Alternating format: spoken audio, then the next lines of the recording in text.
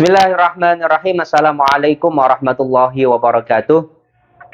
Alhamdulillahirabbil alamin wa bihi nasta'inu ala umuri dunya waddin wassalatu wassalamu ala sayyidina Muhammadin wa ala alihi wa sahbihi ajmain amma ba'd. Alhamdulillah, anak-anakku yang dirahmati oleh Allah dan juga segenap wali murid baik tingkat SD maupun SMP yang juga diberkahi oleh Allah Subhanahu wa taala. Alhamdulillah pada sore hari ini kita dipertemukan kembali dalam program rutin yaitu Kaidah Kajian Indah SD Irada dan juga SMP Plus Jauharul Maknun.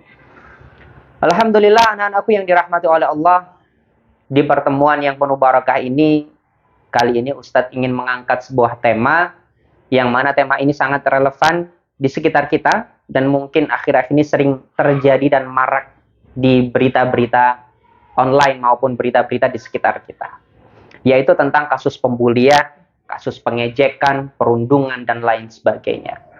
Mungkin anak-anakku dan juga wali murid, kita banyak mendengar tentang praktek-praktek pengejekan, praktek-praktek penghinaan, kemudian pembulian, perundungan, dan lain sebagainya. Yang mana hal ini sudah menjadi sebuah hal yang sudah marak di antara siswa-siswa kita, di antara anak-anak kita. Nah, setelah kita mengetahui hal seperti ini, setelah permasalahan ini sudah semakin membesar, maka apa yang harus kita lakukan? Yang harus kita lakukan adalah kita kembali kepada Allah Subhanahu wa taala dan kita kembali kepada Rasulullah Muhammad sallallahu alaihi wasallam. Ternyata anak-anakku yang dirahmati oleh Allah, dulu Rasulullah Muhammad sallallahu alaihi wasallam sudah pernah membahas tentang hal ini. Rasulullah sudah pernah menekankan hal ini, yaitu pada saat itu sahabat Abu Jurai Jabir bin Sulaim bertemu dengan Rasulullah Muhammad sallallahu alaihi wasallam. Kemudian sahabat Abu Jurai ini berkata kepada Rasulullah, "Wahai Rasulullah, berikanlah aku nasihat." Akhirnya Rasulullah Muhammad sallallahu alaihi wasallam memberikan nasihat kepada Abu Jurai. Apa yang dikatakan oleh Rasulullah Muhammad sallallahu alaihi wasallam? Ternyata yang dikatakan oleh Rasulullah Muhammad sallallahu alaihi wasallam adalah la tasubbanna ahadan. Apa itu Ustaz artinya? Artinya adalah jangan kamu menghina sesama. Jadi ini adalah wasiat, ini adalah nasihat yang diberikan Rasulullah Muhammad sallallahu alaihi wasallam kepada sahabat Abu Jurai. Maka dari itu anak-anakku yang dirahmati oleh Allah, sejak dulu Rasulullah Muhammad sallallahu alaihi wasallam sudah mengajarkan kepada diri kita bahwa kita dilarang untuk menghina sesama manusia. Dan ini yang harus kita pegang. Karena Rasulullah Muhammad sallallahu alaihi wasallam adalah suri tauladan kita. Beliau adalah panutan kita. Dan ketika Rasulullah mengatakan la tasubbanna ahadan, jangan kamu menghina sesama, maka kita harus nurut dengan apa yang dikatakan Rasulullah. Jangan kita menghina sesama kita. Jangan kita menghina teman-teman kita. Ketika kita sudah menjaga diri kita untuk tidak menghina sesama, maka sudah selesai masalah kita. Tidak ada lagi kasus pembulian, tidak ada lagi kasus perundungan. Karena kita semua telah mengerti bahwasanya Rasulullah mengajarkan kepada kita la tasubbanna ahadan, jangan kita menghina sesama manusia. Ternyata tidak hanya itu anak-anakku yang dirahmati oleh Allah. Nasihat Rasulullah kepada Abu Jurai yang selanjutnya adalah wa antukallima akhaka wa anta mumbasitun ilaihi wajhuka inna dzalika minal ma'rufi. Kemudian nasihat Rasulullah yang kedua kepada Abu Jurai adalah ketika engkau diajak berbicara oleh teman kamu atau diajak berbicara oleh saudara kamu, maka tataplah kedua matanya dan mulut kamu menyunggingkan senyum. Ini adalah Rasulullah mengajarkan kepada kita untuk menghargai sesama manusia. Ketika kita diajak berbicara oleh orang tua kita, oleh guru kita, oleh teman kita, yang harus kita lakukan adalah kita memandang kedua matanya, kemudian mulut kita tersenyum. Ini adalah cara kita untuk menghargai sesama manusia. Ketika kita sudah mempraktekkan hal ini, maka sudah pasti kita akan dijauhkan dari pembulian, kita dijauhkan dari perundungan, pengejekan, dan lain sebagainya, karena di dalam diri kita sudah tertanam cara menghargai sesama manusia.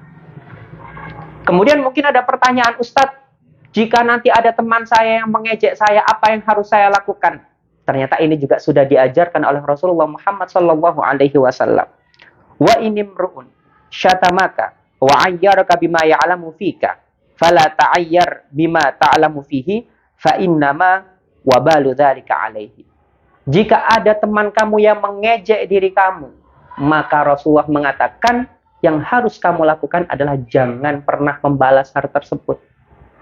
Biarkan itu menjadi urusan Allah Subhanahu wa taala. Biarkan mereka akan mendapatkan hukuman dari Allah Subhanahu wa taala. Maka setelah kita tidak menghina sesama manusia, tidak menghina teman-teman kita, kemudian kita menghargai teman kita, kemudian ketika ada teman kita yang mengejek kita, kita tidak membalas mengejek, maka lama-kelamaan mereka akan capek-capek sendiri. Sehingga pembulian ini sudah pasti akan hilang. Ini yang harus kita lakukan. Kita harus menjaga diri kita, jangan sampai kita menghina sesama manusia. Kemudian kita harus belajar untuk menghargai sesama teman kita. Kemudian kita tidak mencoba untuk membalas perbuatan jelek tersebut. Karena jika perbuatan jelek dibalas perbuatan jelek, nanti akan dibalas perbuatan jelek lagi, dibalas lagi perbuatan jelek lagi, tidak akan ada habisnya. Dan ini sudah diajarkan oleh Rasulullah Muhammad SAW. Kemudian apa yang harus kita lakukan selanjutnya, Ustadz? Yang harus kita lakukan selanjutnya adalah kita harus bisa memilih teman-teman kita.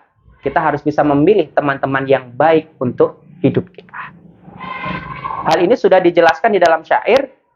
Anil mar'i la tas'al wasal an qarinihi fa innal qarina bil muqarini yaqtadi. Dalam syair tersebut dijelaskan, jika kita ingin mengetahui sifat seseorang, maka tinggal kita lihat temannya. Jika temannya ini sifatnya baik, maka sudah pasti orang ini baik juga. Tapi jika sebaliknya, jika teman orang ini jahat semuanya, sifatnya buruk semuanya, maka sudah otomatis orang ini juga bersifat buruk. Maka dari itu anak-anakku yang dirahmati oleh Allah, kita harus bisa memilih teman-teman yang baik untuk diri kita. Jangan kita memilih teman-teman yang buruk. Karena teman yang buruk ini pasti akan memberikan efek yang buruk juga kepada diri kita. Begitupun teman yang baik. Jika kita ingin menjadi orang yang baik, jika kita ingin menjadi orang yang soleh, maka kita harus kumpul dengan orang-orang yang baik, kita harus berteman dengan orang-orang yang soleh. Jadi, kembali lagi kepada diri kita. Jika kita ingin hidup kita damai, hidup kita tenang, maka kita harus kumpul dengan orang-orang yang baik juga. Karena orang-orang yang baik ini pasti akan dijauhkan dari kasus-kasus pengejekan, pembulian, perundungan, dan lain sebagainya. Kemudian yang selanjutnya, yang harus kita ingat adalah sebuah makalah yang mengatakan salamatul insan fi hifdzil lisan. Bahwasanya keselamatan seseorang itu tergantung dari lisannya, tergantung dari lidahnya. Banyak orang yang celaka itu karena sebab lidahnya. Dia tidak bisa menjaga lidahnya dari omongan-omongan yang buruk.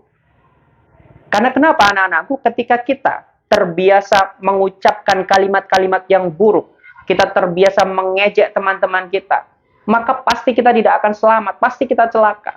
Apa bentuk celakanya itu, Ustadz? Kita dijauhi teman, kita dimarahi guru, kita mungkin tidak memiliki teman nantinya. Ini adalah bentuk-bentuk ketidakselamatan kita karena kita tidak bisa menjaga lisan kita.